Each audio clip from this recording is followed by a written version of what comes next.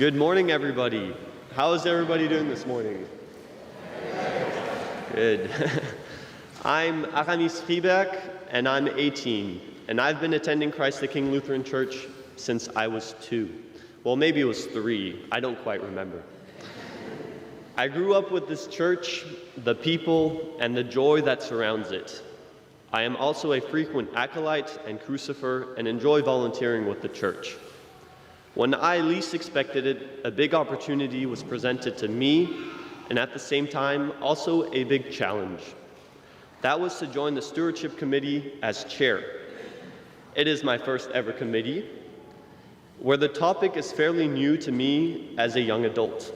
It feels to me that I have always been on the receiving end of things, but here I am with the opportunity to give to you. As we enter this new year with a new senior pastor, with a new campus location, and a redeveloping congregation, we are looking to the future with one common theme: hope rising. For me, this theme embodies the idea of hope emerging, growing stronger, and prevailing even in the face of adversity.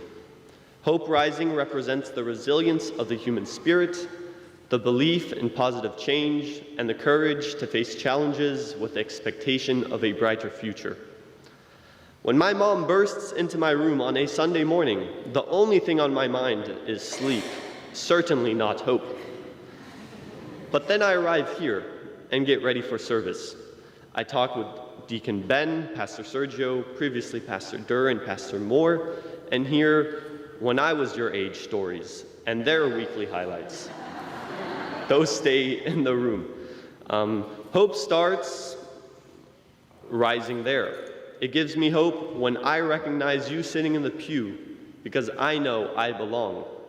Every time I hear the music from Ben and the choir and all of you, it touches me and I feel hope rising in myself. When the sermon carries God's word and every so often touches exactly where I am, knowing where I am, my hope rises. No matter if I come to the early or late service, I feel hope rising with a sense that I'm filling my Buc-ee's-sized drink with not Coke, but hope. I recently turned 18 this summer and can say that my life has not been boring. Born in Wales, Texas grown, a long excursion to Australia, an early graduation, and a gap year in Germany has allowed me to see many different church congregations and how they work, function, and come together as a family. My father is Catholic and my mother is Lutheran. When we first got here, the question wasn't, where's the closest church?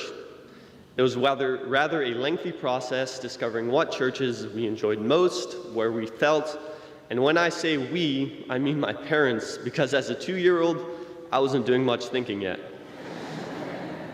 The most connected, the place with the most singing, and a place where they felt safe. To this day, we can firmly, I speak on behalf of my whole family now, state that we made the right choice. When arriving in Australia, we started the discovery again. We didn't find a Lutheran church, so going with Dad's side of things, we attended a great Catholic church where I got my first reconciliation and first communion. Most of my school friends attended this church. Pastor Joe was a great fan of the West Coast Eagles, the local Australian Football League team, and we never missed a result from him. They had a youth band that played a contemporary church music and got all swing. It was great times. As a plus, if we went to the Sunday evening service, leftover bread from a local bakery would be free for all. Now, I'm not saying that's why I went to church, but it was definitely another positive. I loved my time in Australia. I could have kept the wake up early and go to the beach lifestyle, and I was very sad to leave, and the landing here was hard.